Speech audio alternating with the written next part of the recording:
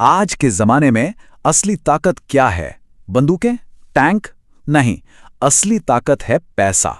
और जब हम दुनिया की बात करते हैं तो ये ताकत होती है एक देश की करेंसी। आज की दुनिया में जंग सरहदों पर कम और बाजारों में ज्यादा लड़ी जाती है, और इस पूरे इकोनॉमिक बैटलफील्ड के सेंटर में सिर्फ एक खिलाड़ी है, अमेरिकी डॉलर। तो सवाल यही उठता है कि आखिर ये हुआ कैसे? कैसे एक देश की करेंसी जो सिर्फ अमेरिका में चलती थी, देखते देखते पूरी दुनिया की इकोनॉमिक बैकबोन बन गई? इसके पीछे की कहानी क्या है?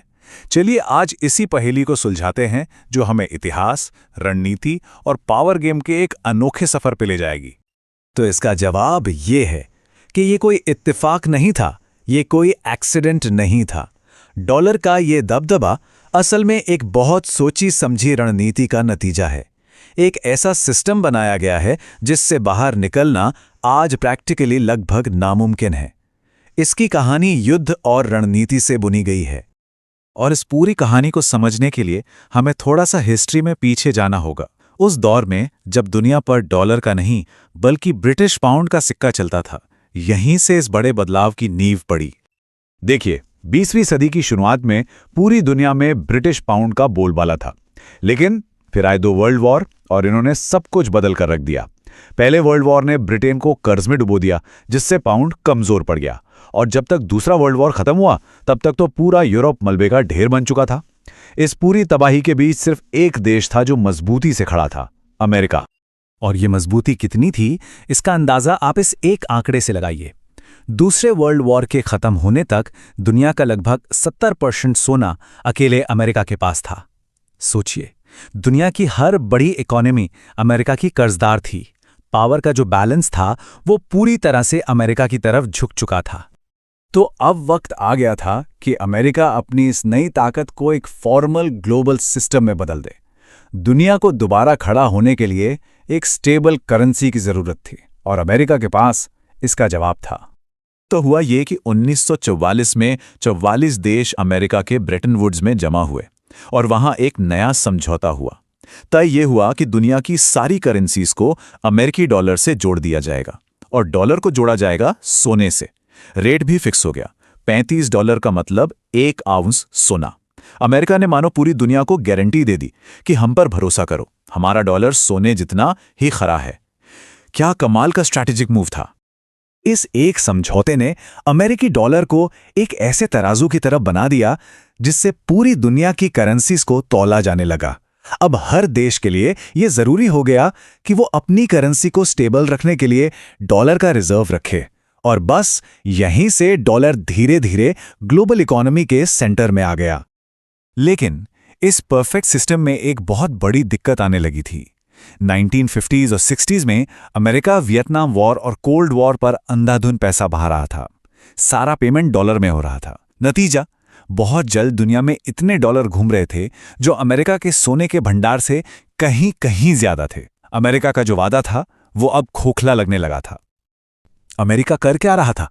वो चुपचाप जरूरत से ज्यादा डॉलर छाप रहा था, और जब दूसरे देशों को इस बात की भनक लगी तो उन्होंने अपने डॉलर्स के बदले अमेरिका से सोना मांगना शुरू कर दिया। अब इस स्लाइड को देखिए। अमेरिका का सोने का भंडार जो कभी 20,000 टन हुआ करता था, 1971 आते आते सिर्फ 8,000 टन रह गया। आधे से ज्यादा सोना तिजोरी से गायब हो चुका था। तो अब अमेरिका एक बड़ी दुविधा में फंस गया। या तो वो अपना वादा निभाए और अपना सारा सोना गवा दे, या फिर गोल्ड स्टैंडर्ड को ही खत्म कर दे। हालात अब काबू से बाहर हो रहे थे। और फिर 15 अगस्त 1971 को अमेरिकी प्रेसिडेंट रिचर्ड निक्सन ने एक ऐसा ऐलान किया जिसने पूरी दुनिया को हिलाकर रख दिया। उन्होंने टीवी पर आकर कहा कि अब से डॉलर को सोने में नहीं बदला जाएगा। बस एक झटके में गोल्ड स्टैंडर्ड खत्म। अब डॉलर के पीछे सोना नहीं, सिर्फ और सिर्फ अमेरिकी सरकार का भरोसा था। अब सबको लगा कि बस डॉलर का खेल खत्म, लेकिन ऐसा हुआ नहीं, क्योंकि अमेरिका ने डॉलर को बचाने के लिए अपना अगला और शायद सबसे बड़ा मास्टर स्ट्रोक खेला, जिसे आज हम पेट्रो डॉलर सिस्टम के नाम से जानते हैं। अमेरिका को एक बात समझ आ गई थी कि अगर डॉलर सोने पर नहीं टिक सकता तो उसे दुनिया की सबसे जरूरी चीज से जोड़ना होगा, और वो थी एनर्जी, यानी कच्चा तेल। तो 1974 में अमेरिका ने सऊदी अरेबिया के साथ एक डील की। डील ये थी कि अमेरिका सऊदी अरब को मिलिट्री प्रोटेक्शन और हथियार देगा और बदले में सऊदी अपना सारा तेल सिर्फ और सिर्फ अमेरिकी डॉलर में बेचेगा। और जल्द ही ये मॉडल ओपेक के बाकी देशों ने भी अपना लिया। इसका मतलब क्या हुआ? इसका सीधा मतलब ये था कि अब दुनिया के किसी भी देश को अगर तेल खरीदना है, चाहे वो भारत हो, चीन हो या जापान, उसे पहले अमेरिकी डॉलर खरीदने होंगे। डॉलर अब तेल खरीदने का एक जरूरी पास बन गया था। अब डॉलर सोने से नहीं बल्कि तेल से बैक था। इस नए पेट्रो डॉलर सिस्टम ने अमेरिका को एक जबरदस्त ताकत दे दी।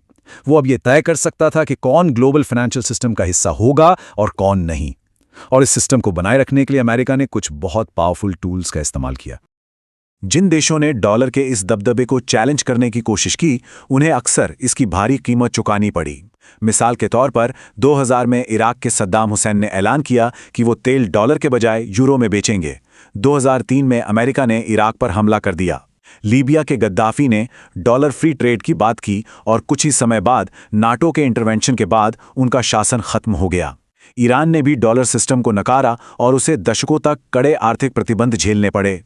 कई जानकार इन घटनाओं को डॉलर की बादशाहत बनाए रखने की कोशिशों से जोड़कर देखते हैं। और अमेरिका का कंट्रोल सिर्फ तेल तक ही नहीं है, उसने ग्लोबल फाइनेंस के इंफ्रास्ट्रक्चर पर भी अपनी पकड़ बना रखी है। इसका सबसे बड़ा हथियार है स्विफ्ट सिस्टम। ये वो नेटवर्क है जो दुनिया के 11,000 से ज्यादा बैंकों को आपस में जोड़ता है। क्योंकि इस पर अमेरिका का गहरा प्रभाव है, वो किसी भी देश को इससे बाहर करके उसे दुनिया के ट्रेड से अलग थलग कर सकता है। और तो और वीजा, मास्टरकार्ड जैसी अमेरिकी कंपनियों ने डिजिटल पेमेंट का जो पूरा जाल बिछाया है, वो भी डॉलर पर ही चलता है। ये निर्भरता बहुत गहरी है। हाँ, पिछले कुछ सालों में डी-डॉलरीकरण की बातें बहुत हो रही हैं। ब्रिक्स देश, चीन, रूस, ये सब डॉलर पर अपनी निर्भरता कम करना चाहते हैं ताकि अमेरिकी प्रतिबंधों से बच सकें। वो अपनी लोकल करेंसी में ट्रेड करने की कोशिश कर रहे हैं। लेकिन सच्चाई ये है कि डॉलर दुनिया के ट्रेड, फाइनेंस और इन्वेस्टमेंट के सिस्टम में इतनी गहराई तक घुस चुका है कि इसकी जगह कोई दूसरा मजबूत विकल्प खड़ा करना आज भी लगभग नामुमकिन सा लगता है। ये आंकड़े देखिए, ये खूब अपनी कहानी बताते हैं। आज भी दुनिया का 57% फॉरेन एक्सचेंज रिजर्व डॉलर में है। 54% ग्लोबल एक्सपोर्ट का बिल डॉलर में बनता है और करीब 88% फॉरेक्स ट्रांजैक्शन में डॉलर शामिल होता है। ये दबदबा आज भी कायम है। तो कुल मिला के बात यह है कि डी-डॉलरीकरण की बातें भले ही हेडलाइंस में अच्छी लगती हों, लेकिन ज़मीनी हकीकत यह है कि इस सिस्टम को बदलना आसान नहीं है। हाँ, निर्भरता थोड़ी कम हो सकती है, लेकिन डॉलर के इस साम्राज्य को पूरी तरह से खत्म करना एक बहुत बहुत लंबा और मुश्किल सफर होगा। डॉलर का ये पूरा साम्राज्य 2 वर्ल्ड वॉर, सोने के साथ एक डील और फिर तेल के साथ एक डील पर बनाया गया था। ये 20वीं सदी की कहानी थी। लेकिन सवाल ये है कि 21वीं सदी की वो कौन सी घटना होगी, कौन सी नई टेक्नोलॉजी होगी या कौन सा नया पावर बैलेंस बनेगा जो आखिरकार इस साम्राज्य का अंत कर सकता है।